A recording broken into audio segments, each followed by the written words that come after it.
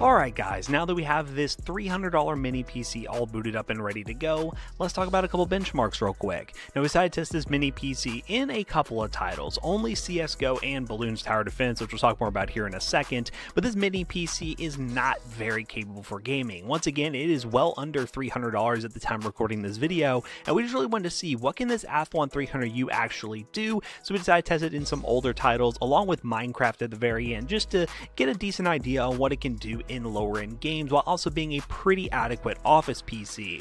First up in CSGO, we started to see where the 300U really struggles with those Vega 3 graphics. Even at 720p at all low settings on CSGO, we only averaged about 30 to 40 FPS, which I don't really think is playable at all for a game like CSGO. You need at least 60 FPS to have even a somewhat enjoyable gaming experience. In theory, you could lower the resolution even more, but at that point, it's just not going to look great and not even worth playing at all. So I'd pretty much say any sort of esports shooter like CSGO, Fortnite, Rainbow Six, all those games are off the table with this mini PC, but I kind of expected that going into this because of its price point.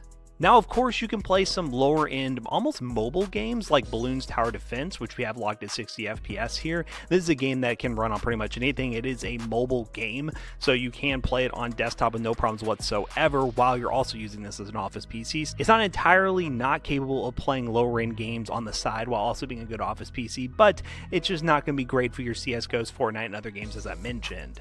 Now, one thing this PC is pretty good for is GeForce Now, which is the game streaming service from NVIDIA that allows you to, well, stream gameplay from a remote server that they've recently upgraded with RTX 3080s on select streams. So do keep that in mind. You can play some really high-end games and get game streaming on this little mini PC. And as you can see in Fortnite, get 100 plus FPS, no problem whatsoever. The only drawback with game streaming services is the input lag and the lag that does come from having a game streamed over your internet connection. If you don't have a good internet connection, it's going to be even worse. So I really do recommend you mainly use GeForce Now for AAA titles where having the best response time is not the utmost priority. In Fortnite, as you can tell, I did have some struggles with input lag trying to play in a multiplayer competitive game. So I wouldn't really recommend it for that, but because a lot of you like to play Fortnite, I wanted to show you as an example what this looks like on the mini PC.